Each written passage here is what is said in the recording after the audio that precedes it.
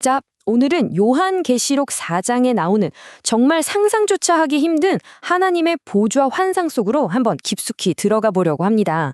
상징으로 가득 찬 이 경이로운 광경, 저와 함께 하나하나 그 의미를 파헤쳐 볼까요? 네, 우리가 함께 떠날 여정의 지도입니다. 먼저 요한이 어떻게 하늘의 환상을 보게 됐는지부터 시작해서 그가 마주한 심판의 보좌와 자비의 무지개를 살펴볼 거고요. 이어서 보좌 주위의 존재들과 그들이 왜 끊임없이 찬양하는지 그 목적까지 차근차근 따라가 보겠습니다. 이야기는 사도 요한에게서 시작됩니다. 그가 막 7교회에 보낼 메시지를 다 받고 난 직후였죠. 바로 그때 갑자기 하늘로부터 정말 상상도 못했던 아주 극적인 초대를 받게 됩니다.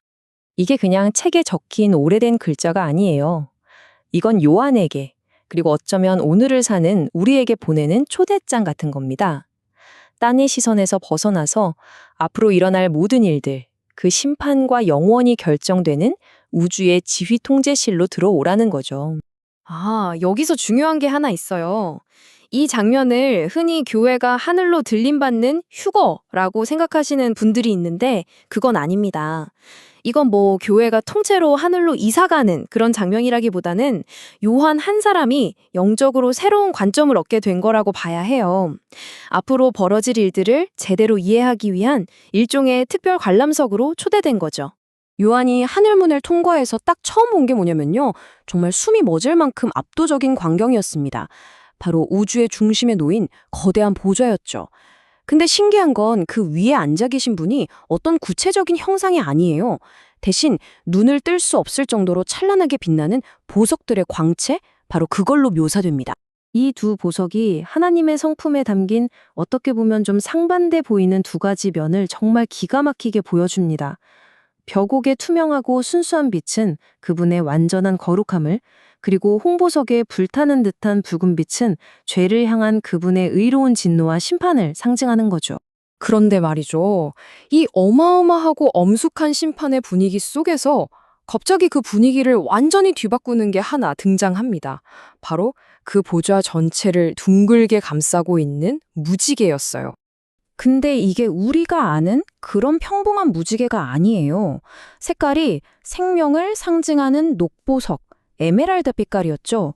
이건 마치 내가 심판하는 존재지만 나의 본질은 자비와 약속이다 라고 말씀하시는 것 같아요. 즉, 심판의 보좌를 자비가 완전히 감싸고 있는 형국인 거죠. 정말 놀랍지 않나요? 자, 이제 카메라를 살짝 뒤로 빼서 보좌 주변을 한번 둘러볼까요? 그곳에는 두 그룹의 아주 특별한 존재들이 있습니다. 하나는 24명의 장로들이고 또 다른 하나는 아주 기이하게 생긴 네 생머리입니다. 이 24장로가 누구냐 이걸 두고 정말 오랫동안 의견이 분분했거든요. 천사일까? 아니면 사람일까? 도대체 이들은 누구일까요? 우리가 참고하는 자료는 이걸 어떻게 해석하고 있는지 한번 보시죠. 특별한 계급의 천사라는 말도 있고 여러 가지 이야기가 있지만 많은 분들이 가장 설득력 있게 보는 해석은 바로 이겁니다.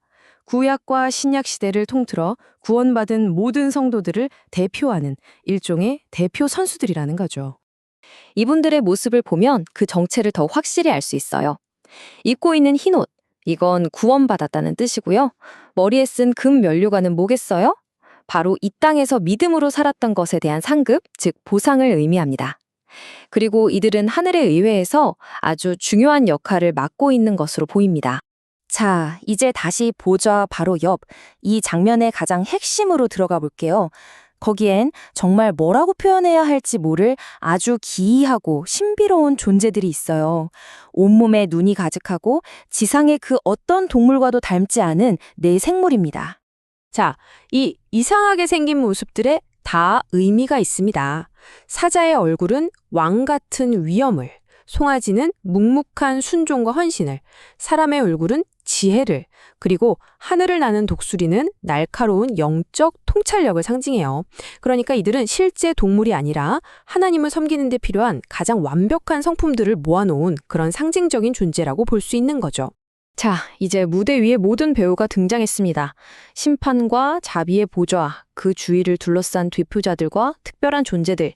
그렇다면 이 하늘의 어셈블리, 이들이 모여서 하는 가장 중요한 활동은 뭘까요? 바로 끊임없이 영원히 이어지는 예배입니다. 이 예배는 마치 파도가 치는 것처럼 정말 역동적으로 흘러가요. 보좌 가장 가까이에 있는 네 생물이 먼저 거룩하다, 거룩하다, 거룩하다 외치며 찬양을 시작합니다. 그럼 그 찬양이 밖으로 퍼져나가 24장로에게 닿고 장로들은 그 소리에 맞춰 즉시 보좌 앞에 엎드려 경배하죠. 그리고 이 예배의 클라이맥스, 가장 중요한 장면이 바로 이겁니다. 장로들이 자기가 상급으로 받았던 그 영광스러운 금 면류관을 벗어서 보좌 앞에 던지는 거예요. 이건 말 그대로 제가 이룬 모든 것, 제가 받은 이 모든 영광은 사실 제 것이 아니라 전부 하나님의 것입니다. 라는 가장 완벽한 고백인 셈이죠. 와, 정말 어마어마한 광경을 우리가 함께 엿봤는데요. 자, 그럼 이런 생각이 들죠. 이 복잡하고 오래된 환상이 오늘을 사는 우리랑 도대체 무슨 상관이 있을까? 이 메시지의 핵심은 뭘까요? 이 환상이 우리에게 주려는 메시지는 사실 두려움이 아니에요. 오히려 우리 눈에 보이는 게 전부가 아니라는 것, 이 세상 너머에 있는 진짜 현실을 살짝 보여주는 거죠. 죄에 대한 엄중한 심판이 분명히 있지만 그 심판을 자비의 무지개가 감싸고 있다는 사실, 그리고 결국 우리의 모든 삶이 그분께 드리는 찬양으로 완성된다는 희망, 그 영원한 찬양의 현장을 가슴에 품고 오늘을 살아갈 용기를 주는 것. 어쩌면 그것이 이 놀라운 환상이 우리에게 주는 가장 큰 선물이 아닐까요?